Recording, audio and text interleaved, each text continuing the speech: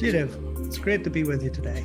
My name's Tony Woods and I'm one of the co-founders of Seedling, an educational technology company based in Belfast, Northern Ireland. If you're joining us from North America, good morning, or if you're in Europe, good afternoon. Wherever you are, I just want to offer you 100,000 welcomes, Céad Míle Fáilte, to this webinar that we've titled Revitalize, Inspire and Immerse. So we've scheduled an hour for today's event. After I make the introductions, each of our panel will give you a short overview of themselves and their work. Then I'll moderate a panel discussion around today's theme. I have a bunch of questions I want to ask, but as I said, if you want to get involved, send in your questions and we'll get to them at some point during the session. So why are we running this session today? Seedling is an authoring platform for K-12 educators to create interactive learning games and resources. Over the years, we've been privileged to work with some fantastic people, both in North America and in Ireland. Mostly, those have been projects in Indigenous and minority languages.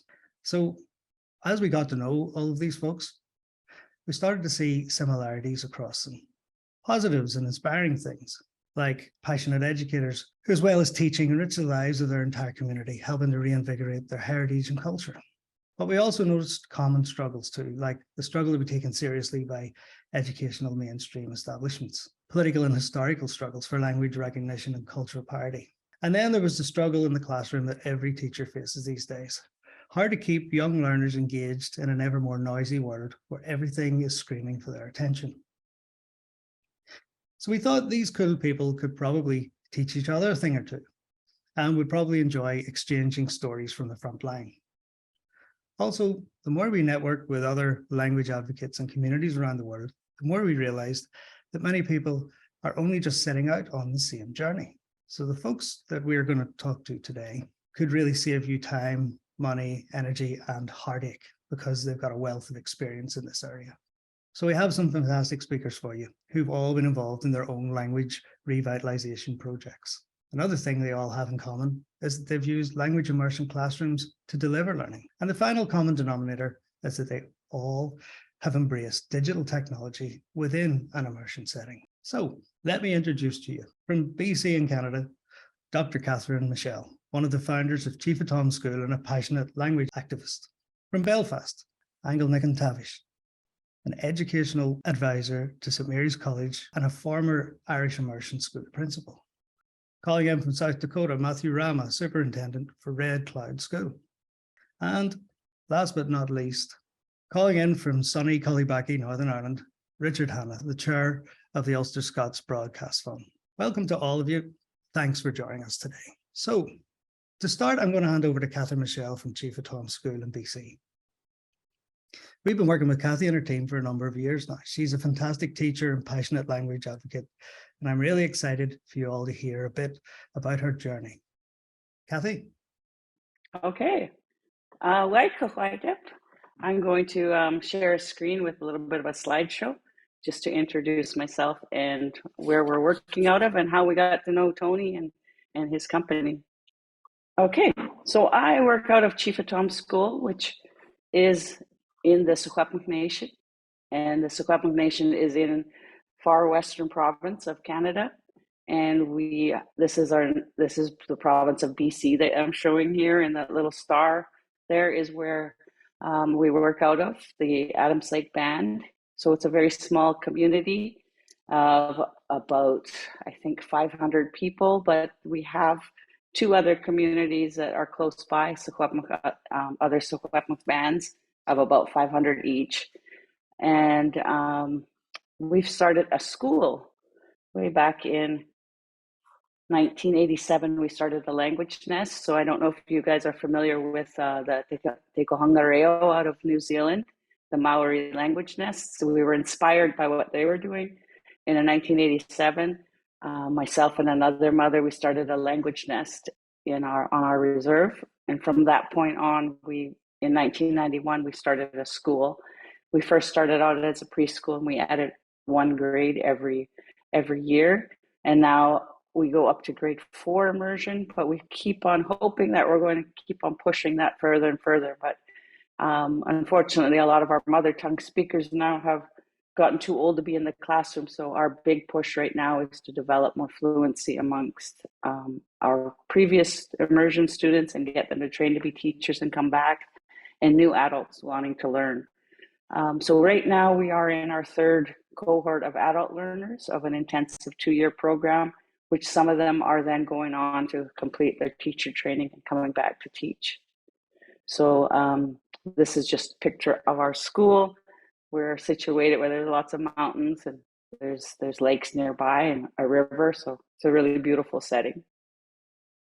We're one of the first immersion schools in the province. I think there was only 2 that were started in the 90s, and there are more today. I think we're up to about maybe 5 immersion schools, but we're the only Secwepemc immersion school, which is our language. Our programming, so for those of you that aren't aware of the immersion programming, is all of our subjects are taught in our language. So whether it be math, science, language arts, fine arts, PE, social studies. So we are always behind on curriculum and resource development, because there's ever-changing world and there's things that we need to always complete. So it's a work in progress at every step of the way. But we have a very solid program for our primary program right now. I think for everybody that runs immersion or any language program, there's always a list of needs. One of them is we're fortunate to have secured funding for education, but that doesn't include language specific funding. So we have to find and secure funding for providing those extra bits of money. We need a lot of money in order to create the curriculum and resources and to do the training and to hire the staff to do the language specific programming. So that's something that we're always having to do on top of running a school, which is also problematic and has its own sets of challenges. We also are really looking at how do we actually get more teacher training, who plans and develops the teacher training portions. And then we really are working on intensive adult programming to increase speakers. We have to get more and more proficiency within our adult population to keep this program going. And the other one is that we really have to keep on hiring, training, and maintaining our curriculum developers to create learning resources with a focus on developing our speaking skills, and also because it is an immersion program, numeracy and literacy within the language. And then I think this is why when I was searching, I remember actually I was home with a cold, I think, and I was searching online for how do other people that are doing language immersion or doing minority language, how do they do, like how they're gaming, what software do they use? And I actually hit upon an Irish language site, and that's what led me to Tony and his Seedling platform and Jetpack. Is we were looking at developing games, and games I think is to me, it's a big draw for our young people, because we didn't have anything outside text-based learning and oral-based learning. And so having this idea that we can actually get into something that would be more attractive to students was something that I was really looking for. So we see an increased motivation, and they're really proud of the quality of the resources that we've built. And the other thing is that this can be done at home informally and with family, and it can be done on a child's own time. So it really promotes autonomous learning. And the thing about it, what comes down to me, is that we can have games that just promote the language to give it a better sort of, appeal to a younger audience or to anybody. But for me, in the classroom, it's really important to know what skills are we promoting and developing, and in what domains, in what context is this language that we're developing going to be used in. So those are the things that sort of drew us to creating games in our language. So I think just from our experiences, making sure that you have some clear goals of what you want, games to do for you. What do you want your online presence to look like? And then as a from a pedagogical standpoint is making sure that there's a clear progression in skill development, that you actually know where your audience is at proficiency wise, and also, where do you want them to go. So I think that's at times being called interest plus one. So you want to take them from where they're at, something that's motivational to them, but then develop their skills gradually. So one good thing about games is that you can think about them in the classroom as working hand in hand with something that you're doing within the classroom. So if you're developing a skill, the game is just enhancing that. So it's not just having to stand all on its own. So making sure that it's paired and there's a relationship between what you're doing within the classroom or teaching otherwise. And I think parts of the games is that you do get some immediate feedback about your performance, and whether or not you feel good about it, everybody knows how to play a game, whether you're winning or losing. So I think that really actually gives that the immediate feedback to students, gets them wanting to do it more and more. So I think really the biggest thing is language use. Make sure it's authentic and relevant, and you can see what the use is, whether it's going to be use for an educational purpose or even just promoting your language altogether. So we really started working with Tony, and I think Tony and I have just had a really good relationship right from the start, sort of from my cold call of just emailing him to say, hey, let's talk, let's see what we can do. He's really supported us in creating goals that really enrich what our goals are and our values and our cultural perspective. And we've created a variety of games that cater to a large variety of abilities, of ages, and even learning styles. So there's a good variety that they produce of games that I can actually take a look at and say, okay, this is useful for this set of people, and this one would be good to be adapted for something else. They're really professional looking. I love the aesthetic value of all of the games. And when we work together on sort of our natural surroundings and landscapes and our cultural motifs, they've really been responsive to them. We had to adapt some of them to say, like our bear doesn't quite look like that. Let's work on. Bear doesn't have the character of our bear. I don't know if you guys have bears out there, so let's work on that. We only have teddy bears here, I'm afraid. Okay, so that was the problem. Yours is looking too We've had similar feedback from Matthew as well. It's like these animals are far too cute for what we associate with these guys, Yeah. So that's some of that feedback we needed there. And I think the big thing is that the Seedling platform has really opened it up to be something that's super intuitive, fast, efficient. We can get a game out really quickly.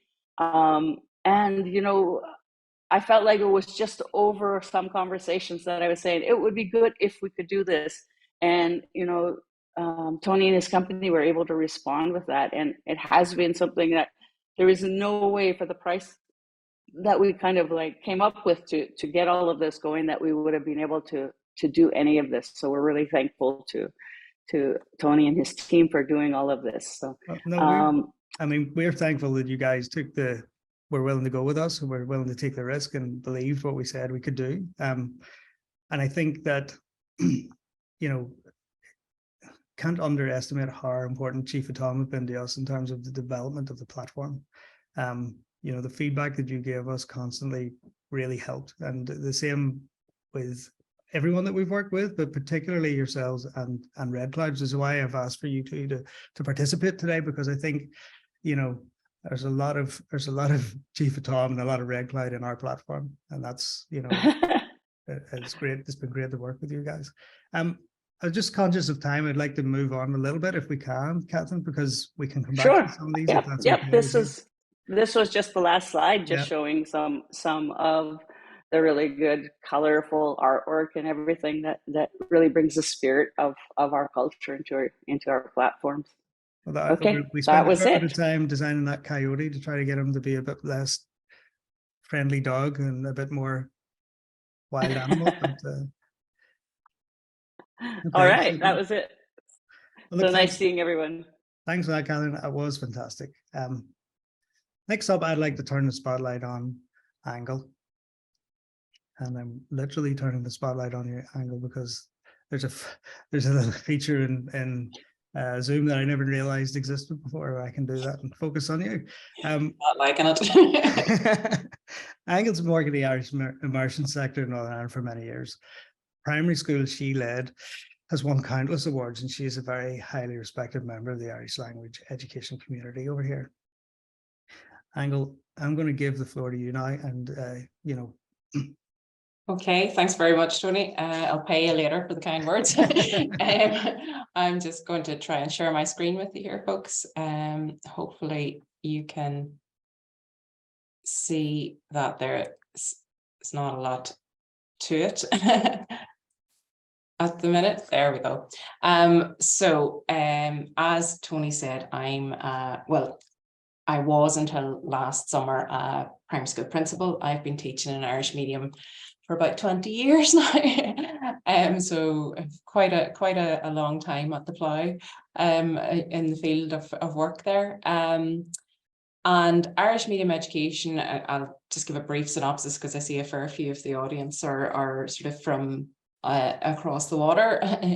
Irish medium education in Northern Ireland began 50 years ago with the first Bunskull or Irish medium primary school in Belfast. We talk about Irish medium, which is really immersion education. And from that single Bunskull that started with about 7 pupils, it has grown in the last 50 years to now we would have over 50 nurseries and preschool provision units within or that are through Irish medium. There are 35 Bunskull or primary school schools in Irish medium across Northern Ireland, and there are 5 secondary school sort of provisions. Well, there are 2 standalone secondary schools, and then there are 3 units within English medium secondary schools. So from 7 pupils, they've grown now to well over 7,000 attending Irish medium in this current year. So it's taken a while, but we're getting there. To sort of go back on some of Kathy's points there, we do still have some of the same problems. You know, we're working on a curriculum that was designed in English first and designed without taking sort of our additional needs into it. So we always have to kind of push for those. We always have to work kind of extra really in our schools to make sure that everything's covered, because we're putting in, you know, yes, we can cover the English curriculum, but we need to cover the Irish curriculum, and that will require additional effort and additional teaching too. And we are still working primarily with children who don't come into the school from an Irish speaking background. So you have to give them the language that you're teaching them through. So you can't immediately say, yes, we will do a science lesson today all about energy and what is energy and how to save it, because yes, they might have heard all those words in English, but you know, suddenly to have them given to them in this second language, it may not mean anything to them. So you have to give, you know, work on that grounding as well and bring all that into your teaching, so that, you know, there isn't a whole added element in being an immersion teacher, which you will all understand as well. So our teachers aren't native speakers usually as well. It's very rare for us to have a native speaker who was born and brought up speaking Irish, but we have developed over the years quite a lot of Irish medium teachers, some coming through the system themselves, others have learned it you know, sort of at secondary school level and gone on to teach it. So my first slide, just if you're wondering what this is all about, Bunskull Vannaburcha was the name of my last school. I was principal there for 6 years. And it's just, as you might be able to tell from the picture, it's a small rural primary school, you know, in a town of about 3,000 people in County Down, Northern Ireland. Situated in a very picturesque area in the Mourne Mountains, and the school has been going for about 25 years. But I have found in my experience as a teacher, you know, people used to say to me, but what do you actually do in an Irish medium school? You know, do you just teach like tin whistle, you know, playing an instrument and singing a few songs, maybe a bit of Irish dancing? And, you know, I spent years trying to teach people, no, we complete the full curriculum. The children are educationally as proficient, if not more so, but they do it through a different language. So when I became a principal, it was one of my goals to sort of make sure that people understood that the Irish language wasn't, you know, in a previous century. It was very much in this century and looking forward to the future. And it's one of the reasons why my school, you know, and I was very, very privileged and lucky with the team that I had. We worked so well together to develop our school as a digital school. So you can see sort of we've won various ed tech and ICT awards there, etc. And we grew from a school of just under 90 pupils to a school of 154 by last summer, because all of that helped to kind of explain to people around us, you know, that actually, you know, Irish medium's not kind of that wee thing that's down the road and I don't know much about. We got the word out a bit more, you know, and we found that technology and involving ourselves in that helped us with it.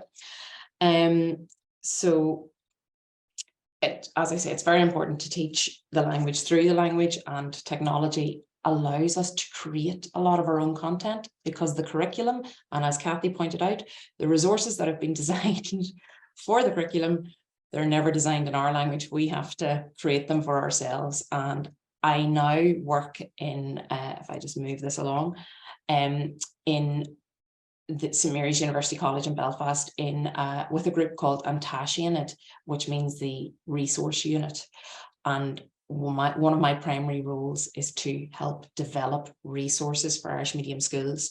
Now, Antashianid has actually been on the go for 24 years and has slowly built up its resources and over that time, and is a vital part of Irish medium education in Northern Ireland, because we would supply most sort of resources as and when teachers need them, because they'll come to us and go, look, we have nothing for this, and we try and develop it in conjunction with them.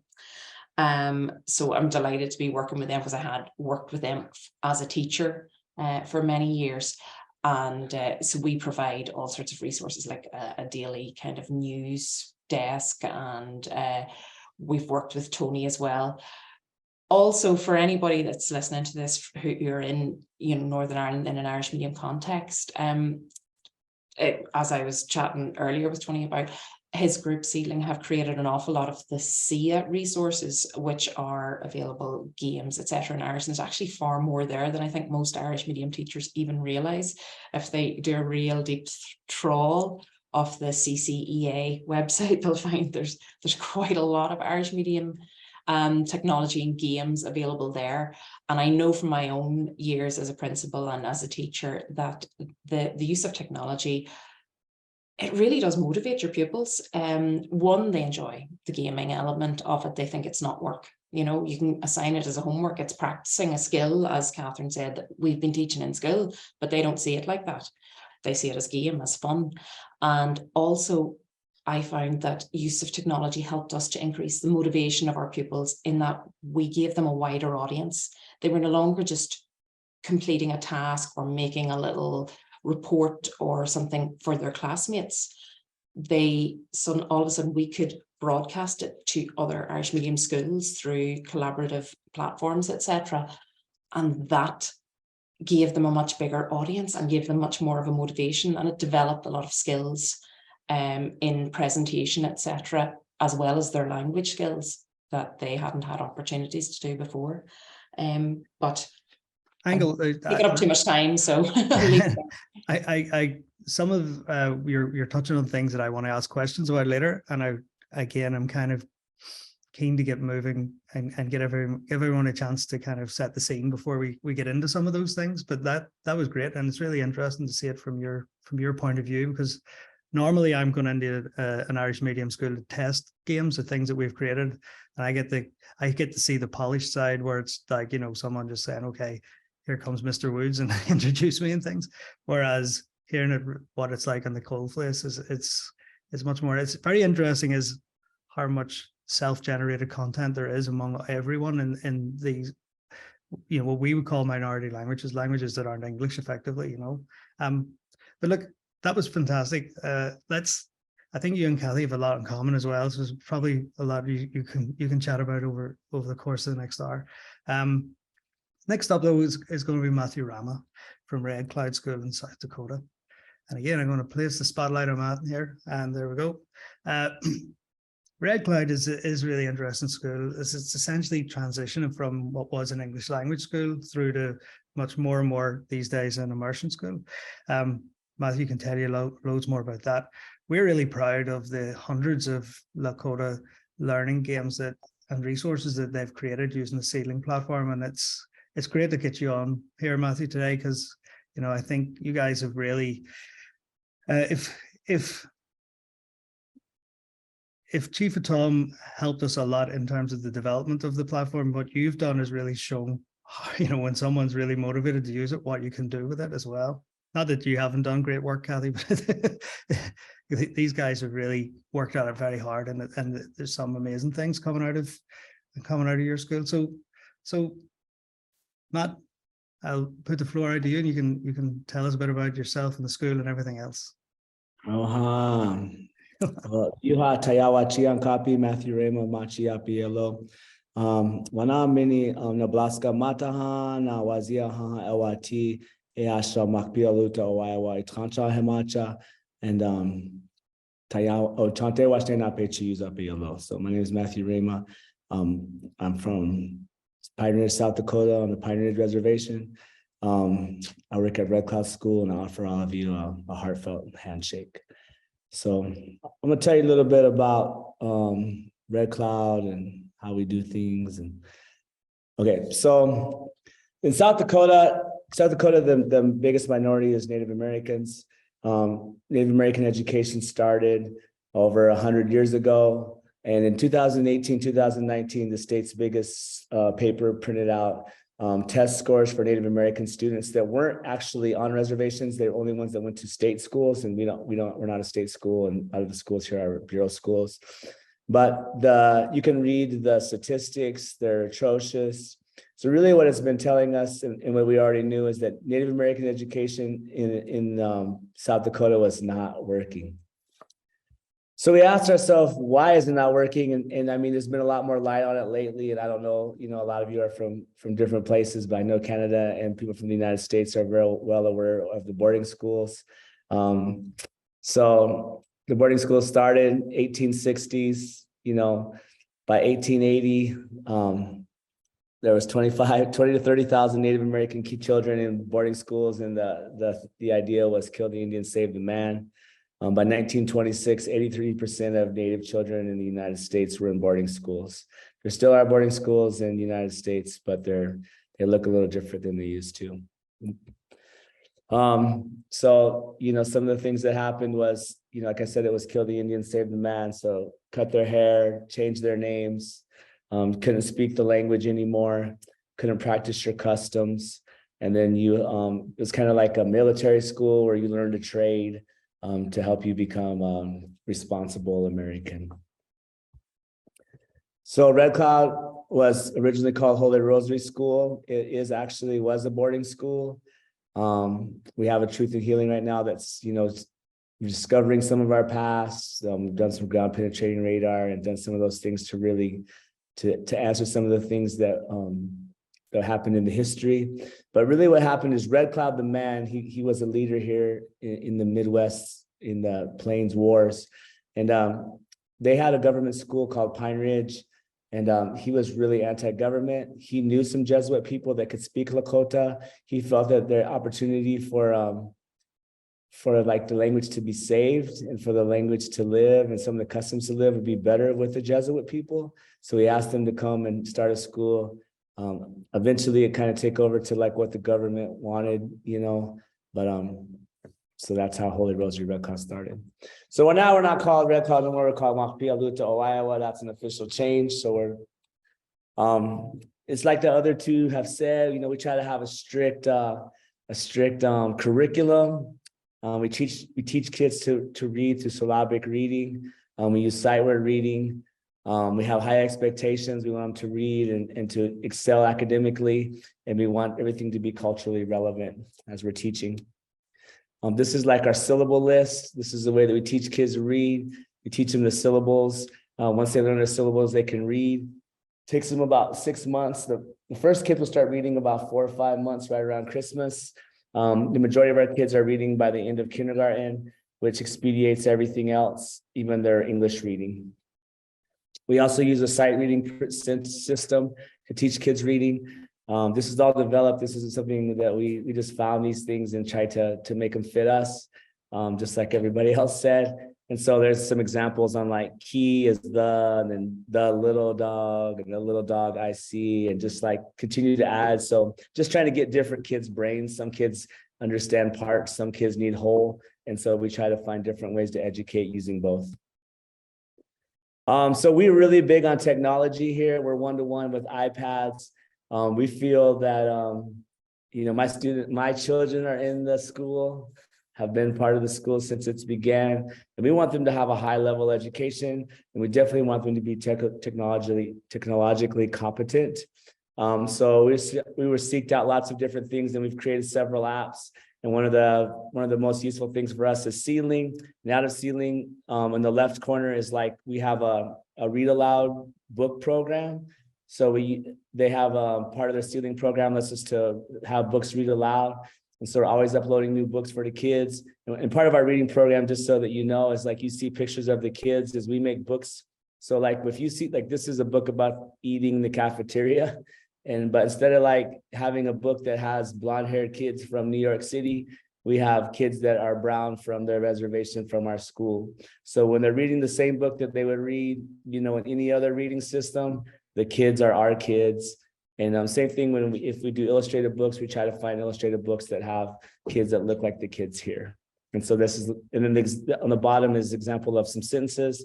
They have to read the sentence, pick out what the sentence means. This is a phonics thing on the bottom. But just even some of the imagery that we feel is important, imagery is important, right? How do the kids look? What are the kids seeing? Are they seeing feathers and brown hair, or black hair and brown skin, things like that represent their situation? So when we first started doing things here, it was like, and I don't know how it is in Canada, but we had a lot of border town teachers. I think in America, I think they say that like 83% of teachers are white females. So they brought their thought process from the border towns to the school. And I don't think they mean to be racist or anything like that, but the thought process that came was like, you need to leave the reservation to succeed. The reservation's poor, the reservation's dirty, because this is a poor place. But we want to change the narrative to say, you're lucky to be Lakota, you're lucky to live here. This is a beautiful place. This is a beautiful school. If you want to live here forever, you educate yourself and you come back and make your home and your people better. And so we try to do that too. And even with the things that we do. So like, here's just a story of one of our stories. So instead of reading like The Princess and the Pea, they read old stories that are traditional stories for us. And we've started getting those illustrated and as part of our reading program. This is our our behavior curriculum. So we don't try to use negative reinforcement. We try to use positive reinforcement. And there's a story about how an entity, the white buffalo calf woman, came and she brought the pipe to the people, and she brought the rules for the people to live, and she brought the 7 ceremonies for the people to survive in. And she brought these 7 rules that you got to live by. And in English, we call these values, but in Lakota, it translates as like a rule. And so these rules are generosity and respect and bravery and fortitude and compassion, and gentleness and intelligence. And so we try to reinforce those every day. Oh, you're walking. You see how generous Frankie's being? Frankie walks with generosity, and try to reinforce those positive things as opposed to how can we not share your pencil? Which is a negative reinforcement, which we don't want to have any punitive discipline like that. So educational philosophy for the school. We've tried to we've done a lot of work here, but South Dakota met, about 10 years ago, and they made an Ocheti Shako essential understandings. And this gave us a framework to follow inside the school. It was really helpful for us because it came from the state. The state adopted it. It has 7 essential understandings. 7 is a sacred number in Lakota. and we use this to follow for how we create curriculum. So just like both places that you're just talking about too, we have a real issue. The average age of a speaker here is 70 plus. So the average age of a fluent speaker is over 70. So there's very few teachers or very few speakers that have working age. So we have to create second language learners. We have to create adult speakers. I mean, that's the only way that we can be successful. We've created a fluency plan for adults. This is part of it. This is what we've been doing. It's 4 days a week. It's actually 5 days a week, 1 hour a day. That's one system that we have. In 4 years, we can get you to a fluency level. We also have some adult immersion. I think that was similar to the first one. It's a 2-year program, but we don't have lots of people in that. But we've been able to produce some speakers in the 4-year. Last year was our first graduates of the 4-year, and this year's our second group. So, and there's about 10 people in each of those cohorts, maybe 16, 17 in the first year and second year levels. The thing that we realized too, I think that was some of the stuff that happened in America with Black Lives Matter and all the protests, is that if we really want to make substantive change, is that we have to change the rules. We have to change the laws, because if we don't change the laws, it doesn't matter. They can just always take anything from us if it's not on paper. And so really fighting to change that. So reservation does have the official language being Lakota. We went to the state. There's 3 states in the United States that have Indigenous language as the official language. I don't know if there is in Canada, but we fought the state to say that Lakota, Dakota, and Nakota, which are all the same language, they're just different styles of the language, to become the official Indigenous language of South Dakota. Well, this provides us with all kinds of opportunity for testing, for funding, but just that ability to make it the official language and make it on paper. And so, these are some of the things that we've seen since we started the immersion. We started the immersion and I guess 9 years ago, came to Red Cloud 5 years ago. And so half of these kids are boys, and the boys started growing their hair long. And these aren't things we told the kids to do. These are things that just happened. Our testing scores have increased. We're doing better. I think kids are a happier kid. They feel good to be Lakota, and they feel good to come to school every day.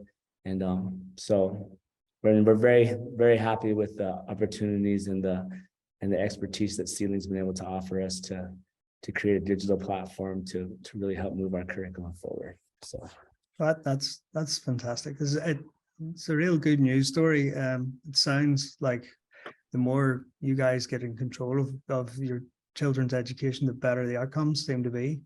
And again, the same story with everybody having to create their own learning materials. That's why we created the platform, to help you be able to do that without us doing it for you, which is, again, is something that Kathy was really strong about as well. This is great, but we would prefer to be able to do this ourselves. And I think that's really comes across very strongly there, Matt. I've got loads of questions for you as well, but we'll see how much time we have towards the end, because we're moving a bit of a snail's pace compared to what I was hoping to do. So look, our last speaker is replace the spotlight there for our last speaker. Has been working in education so long, he's retired at least twice, to my knowledge. But like Michael Corleone, every time he thinks he's out, they drag him back in. Richard Hanna was a teacher for 18 years and worked in local government education for another 20 odd years before taking an interest in the revival of Ulster Scots language. He's now a chair of the Ulster Scots Broadcast Fund for Northern Ireland Screen. Richard, give us the kind of overview, and then I'll get us into the conversation, because I think you've a lot to add broadly for everyone. But the floor is yours. Share your screen. Okay, Tony, thanks. I've said to you before, I think of education like the Hotel California. You can check in anytime, but I don't seem to be able to leave. I've tried at least twice, but it kind of gets under your skin. Yeah, my background in some ways is similar to previous speakers, and in other ways it's quite different. I started my career as a career teacher, was a career teacher for almost 20 years. Um, that process started so long ago now, it was pre-internet. Um, and, you know, I'm thinking back to the days whenever I was a classroom teacher, it was every single lesson had to be prepared by yourself. There were no centralized teaching and learning resources. You know, there were many hours spent outside of class with textbooks never seemed to fit what we had to teach. So, you know, many hours were spent dipping into all kinds of different places to get your own resources that met your needs. So fast forward my career, and I found myself in the position where I was responsible in a statutory body, a body set up under legislation funded by government. I found myself in the position of advising government on education policy. We had responsibility for not only the curriculum in all schools in Northern Ireland, but also supporting that. So developing teaching and learning resources for all schools, and also for providing professional development for teachers in making the best use of those resources. Now, I should have said my background in teaching was in computing. High school computing, that was from age 12 through to pre-university at age 18 to advanced level. So my background was in computing and education technology. So when I was in the position of, I guess, resourcing the system, the traditional model for developing teaching and learning resources at system level was through print. So there was an awful lot of printed material produced over quite a number of years. And we also had face-to-face training for teachers, and that was there are 20,000 teachers in the system here in Northern Ireland. So that was a lot of venues booked, a lot of catering, a lot of travel paid for, a lot of expense that wasn't directly related to teaching and learning. So I set about, I guess, shifting the model from that hard copy printed material to a more digital model. And that was for professional development of teachers, as well as for teaching and learning resources for students. It meant that, I mean, it wasn't a cost saving exercise, but obviously whenever we didn't have to spend a lot of money on the face-to-face elements of venues and catering and so on, it allowed us to redirect that same money into the development of more resources. So it was a more effective teaching and learning resources, or more effective teaching and learning model. By developing the digital approach, my view was that it devolved more control to teachers, to those that actually knew what the students in front of them needed, the specific needs. And even though Northern Ireland is a very small system, I mean, it's probably the size of a school district in the United States. The differences between schools was quite notable. You know, we've got urban schools, we've rural schools, we've different types of rural schools. So it was very important that we developed a model that allowed teachers in schools to actually customize resources to best suit their needs. That's not possible in the traditional publishing method with hard copy, glossy books and resources. It is possible with the using the digital approach. And Tony, you know, obviously you were involved with us from a very early stage in developing those types of teaching and learning materials. One of the things I would like to show now, I'm sure everyone watching will be familiar with this particular graphic, and I'm borrowing the copyright of this, by the way, this particular version of it. But everyone will be familiar with the pyramid of learning. the passive and active learning. I would argue really that in early on, we probably were at the top end of that. We were producing resources that were relatively passive. What we targeted then were the arrows in the bottom right corner. That hasn't So we shared would yet, Richard. I'm sorry? I say we Oh, I'm can't see sorry. that. I'm so sorry. Give me 2 seconds. I thought I had shared that. I beg your pardon.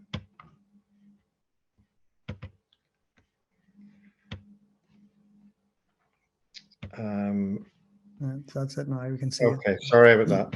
This will be familiar to, I'm sure, everyone that's watching. Obviously, the model we were previously using, a passive model, was very, very much towards the top end of the pyramid. By embracing the digital resourcing, we were very much targeting the bottom end of that pyramid, particularly in the gaming context, the practice by doing, providing up to 75% or more retention. So it wasn't a cost-saving exercise. There are so many benefits in using the digital model, and particularly developing digital content that can be customized at a local level. And certainly my experience, I'm just going to stop sharing that now because I'm sure everyone has seen it. In my experience, sorry, that's it. In my experience, that's a much more effective, more active way of learning. And Tony, you introduced me also in the context of supporting minority languages. I find myself supporting 2 minority languages in, I guess, 2 of my careers, if you count the 2 retirements. The second one is a language that I grew up with. It's a language called Ulster Scots. It's very, very close to English, but some of the things that were said by previous speakers resonated to me because it's so close to English. There is much criticism of it as not being a language. It's only an accent. You're only talking funny because you come from the country. Those words are slang. The education system there for generations has actually been educating this language out of children. Stop speaking like that. You won't get on in life if you continue to speak like that.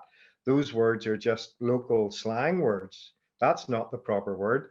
So the language that the Ulster Scots language that I have a personal interest in, and I'm involved in supporting and trying to revitalize now, is very, very much at the beginning of that journey. We are still in that place where there's a lot of criticism of it. There's a lot of resistance to it. So we're very much at the beginning of a journey where we're trying to stop that language from being lost forever. And we are using then the digital model, and we're using actually the Jetpack gaming model in a number of schools in order to try to do that. But it's fragile. The language is fragile. We're within half a generation of losing it forever. And I was really surprised when we started working with you how many similarities Ulster Scots had with Irish language, with Indigenous languages in North America, even though it's completely, it's because it is very close to English, so it doesn't have the same circumstances. You'd never have an immersion setting for Ulster Scots. It just wouldn't make sense. No. Effectively, we're in an immersion setting for Ulster Scots all the time, in one sense. But people aren't going around talking in a fluent Ulster Scots. Yeah. Well, that's one of the challenges, Tony. We find that's where the comedy aspect is applied to the language, because people will say, "Well, I know those 3 words. Does that make me an Ulster Scots speaker?" Ha ha. And we're very much at the beginning of a journey, and using the Jetpack games in schools and allowing children actually to come into school where they're hearing Ulster Scots spoken at home. They're coming into school where dare I say, proper English is spoken. They're coming now into school and using the games that we've developed with you, and that provides a legitimacy for a language. You know, if it's being legitimized, if it's being seen and used, if the words are up on the walls in the classroom, that's an important part of legitimizing and revitalizing a language that otherwise, in a fairly short time, could be lost forever. That's me, Tony. Yep. Look, it's a good segue into some questions. One of those was actually this related to the Ulster Scots project that we've worked on very recently, where we very specifically, Ulster Scots is spoken mostly in rural areas. So we designed a lot of the graphics, a lot of the content around that theme. So, and when we tested it in the classroom, it went down really, really well because the kids love this thing of seeing their normal environment, their culture being reflected in the games. And again, Kathryn, that's something that you spoke to me about before as well. And you know, I think across the board, actually, I've heard that a few times today. But you know, what's the difference, Kathryn, in Chief Atahm? Did you find the engagement level went up? What difference do you think kind of digital games made and games that looked like the kids in the class and their environment? You know, how important is that to your learners? You know, I think the biggest draw was actually from families.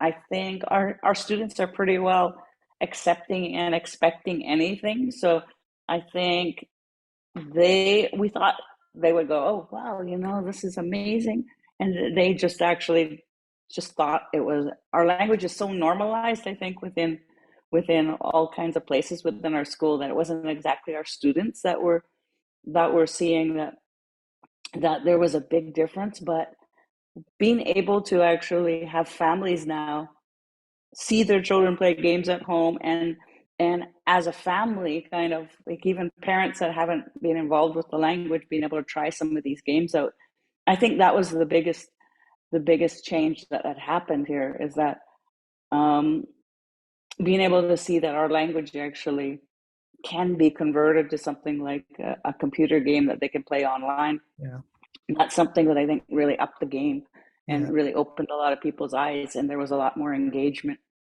and a lot of people saying, when do we get more? And then once you get people more engaged, then they're able to start seeing our Vimeo channel, and we have other, you know, websites and different things, so we get a lot more buy-in in that case. So yeah.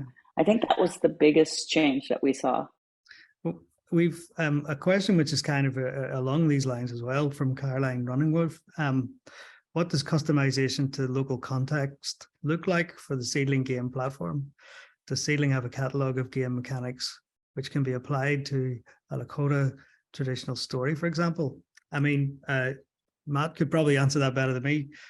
We haven't made any changes to the mechanics, but what you can do is change all the graphics, the audio files, and the text. So you can basically create a game or an activity or a story in this case, where you have the full flexibility to make it look like whatever you want.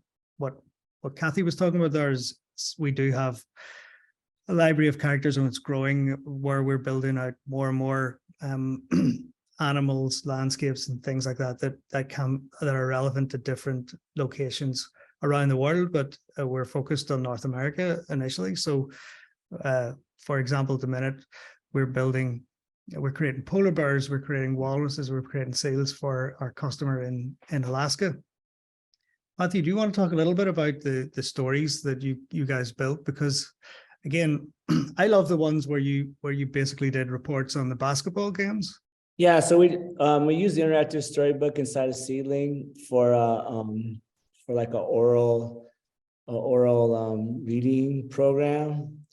So I mean, just like anything else, we can only teach so much. So kids are in this space or that space, you know, during free time. And how do we ensure that they're still in Lakota? Yeah. And so we use interactive storybooks to give our youngest readers or emerging readers the opportunity to hear the language and see the stories with things that they can relate to. So we try to make, we also are doing like a reading project here to create like 700 to 1,000 books about that were created from this space. And just like I said, simple books like this is my elbow, this is my nose, this is my chin, like that. Yeah. To like I went to the store and I went to the store and I saw my friend and just like story. Yeah, yeah. The pictures are like the pictures here or the illustrations we pay people to do illustrations, so the illustrations are local. And so what he's talking about is like basketball is really big here. It's like the biggest sport. And so we won a tournament and most of the kids go to the tournament. And so, I was actually listening to 2 first graders talk about it. They're listening to that book. And then one of them said, I remember I was sitting right there. I was sitting right there at that game, she was saying. And so their relationship with the book is different. And I think they're like that. I always tell this story about, I heard this one time, but if you take a picture, like, so if we have a group, if we put everybody's picture on the Zoom, everybody's on the Zoom, I said, all right, we're going to take a screenshot. Ready? 1, 2, 3. And we take the screenshot. And then we look at it, and then the very first thing we're gonna look at, we're like, "Oh, dang, my head's all shiny, can't even see my face." Like I'm looking at me, right? Yeah. I'm looking at myself. I'm not looking at anybody else. I'm looking how I look in the picture. And so we want our kids to be in the books, to be in the pictures, to see themselves as part of this bigger space, this bigger community, and this interactive storybook, which is like one of the things that we do the most on Seedling. Is very beneficial for us, and we attach it to, we use Canvas and all these things so they can just easily go there and just listen to stories. Well, as kids that can read along and listen, or kids that can't read can listen, and we feel like that really helps their proficiency. Something that you might like, we've been working on an upgrade to that template to allow, well, because we were working with Ulster Scots, we were allowing two languages, so we could have Ulster Scots and English. But actually, the secondary language, you can put notes or other commentary in as well. So it's an upgrade that we're going to introduce to Seedling for all of our Seedling customers over the next couple of months. And it means you can always have your single language. That can work exactly as it is at the minute. But it also means that you could have like notes about something, so you could actually have additional information as well in a story. So you kind of have a second dimension to it. I also like the idea that those articles that you created, effectively, those are relevant to everyone in your community. It's not just the kids in any one particular grade level. So they can go home and show that to their family, and they can go, how did the team do at the weekend? Oh, this, here's a story that Coach Rema wrote, Kathy, when we did the first project with you, we actually had some English language in the landing page, because specifically for parents. And it's kind of like the same story that Engel was talking about, that, the children are coming from an English speaking family and they're being immersed, but the rest of the family isn't. And there's that kind of crossover. I wonder if maybe, Engel, how did you treat that? Again, as Kathy said, it actually, really impressed parents, and it helps them, sort of feel more involved in school life, perhaps because, 10 years ago, obviously our schools generally always try to offer language classes to parents as well, but maybe if they're working or just things come up the time, we can't offer them all the time, all day, every day, or in the evenings all the time. They maybe just couldn't make the times that we had classes on offering stuff, and or maybe just it didn't work out. So a few parents would take the option of language classes, others wouldn't.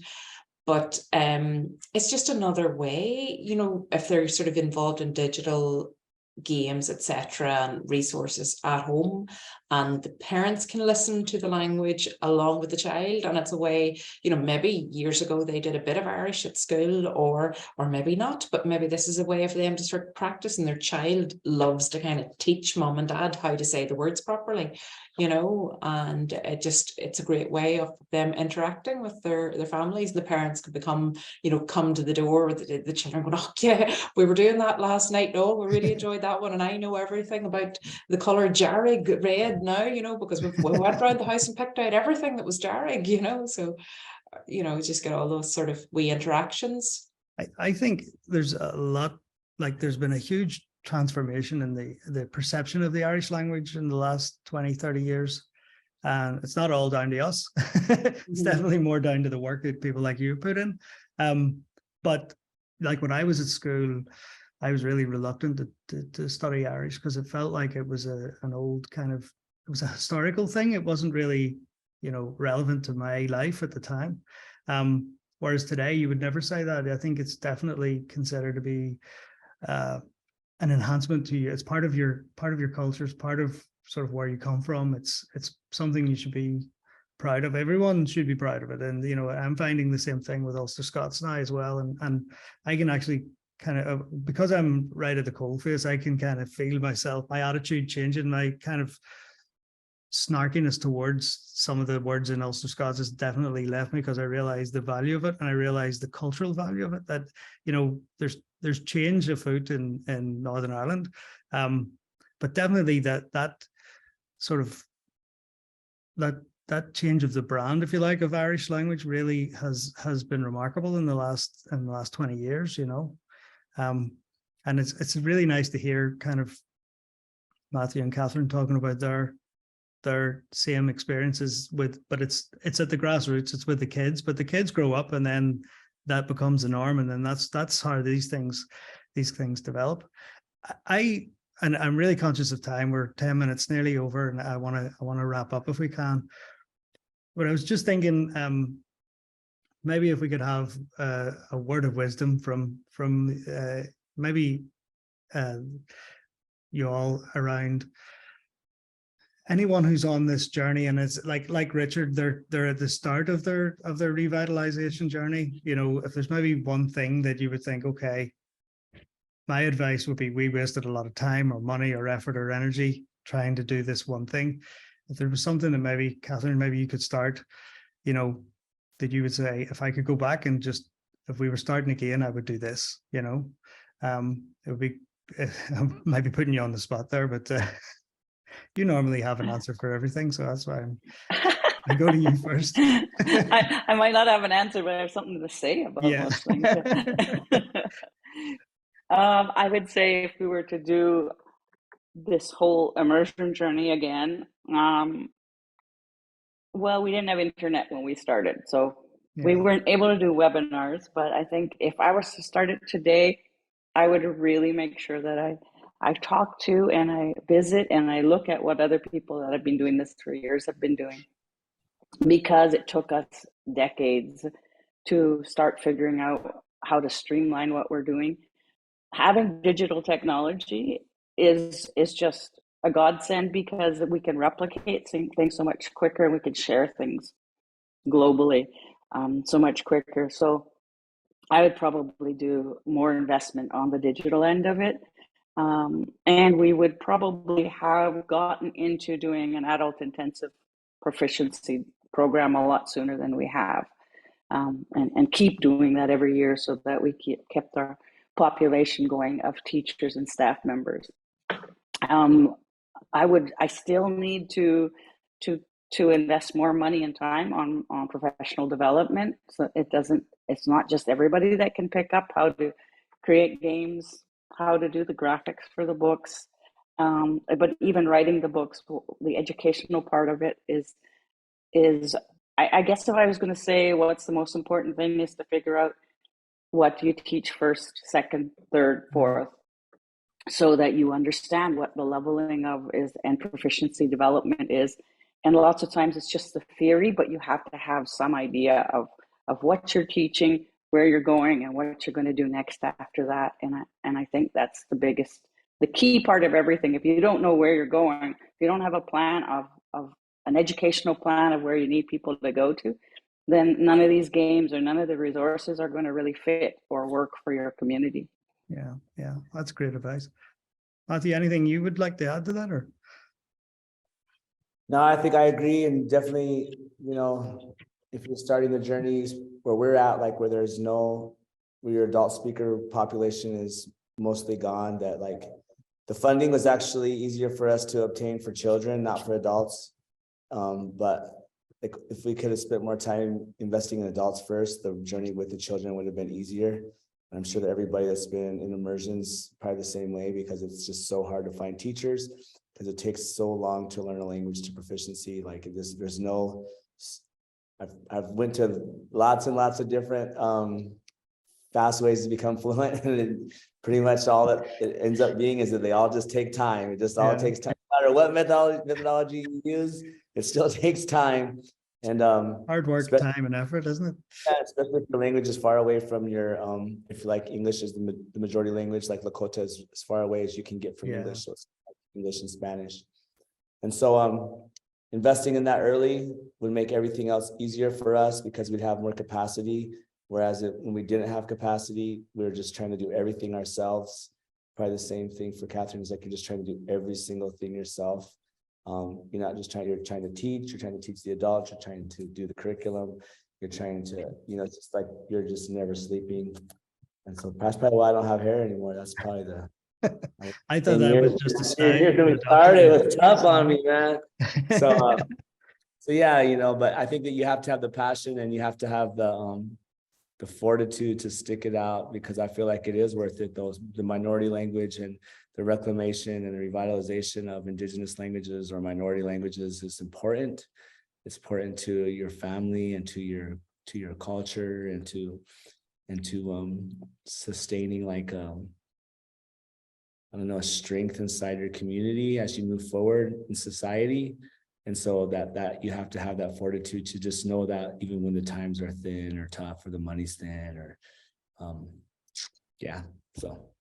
No, I think you're right. And, it's beneficial to wider society, but it takes wider society longer to understand that, which is strange. But Angel, is there anything you would like to hop in there?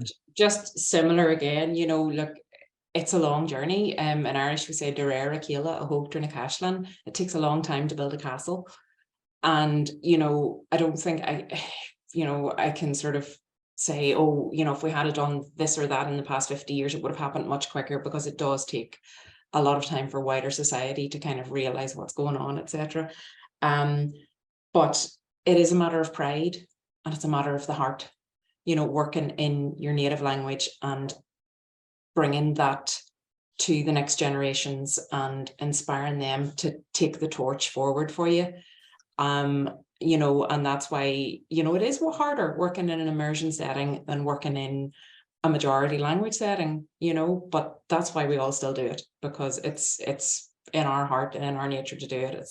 And it helps to instill a pride in who we are, and to give our culture on to the future, to pass on what we know and what has come through to us. So, I see definitely that similarities in all our languages, from Lakota and from Western Canada and everything. So, that's why we do it. Yeah. And Richard, starting on that early stage of a language revitalization, I hope this has been beneficial to you as well on this. Yeah, I mean, Ulster Scots is a language which is close to English, and there are challenges with that. Traditionally, education is delivered in the medium of what someone perceives to be proper English. So for generations, as I said before, that children coming to schools have had Ulster Scots, well, in some cases in the past, literally, and perhaps more recently, metaphorically, beaten out of them, stop speaking like that. So, yeah, this is very much the beginning of a journey, and it's, as all of the speakers have said, it's about pride in one's own cultural identity, and respect for others. And yeah, it's worth doing. Well, look, thanks for that, Richard. Thanks to everybody today. This has been really, really good. I've really enjoyed it. All it remains for me to do is say, have a great day. Thank you all for attending. Hopefully we'll see you all soon, and can't wait to work with the rest of you in 2023. Okay. Thank you, everyone. See you later.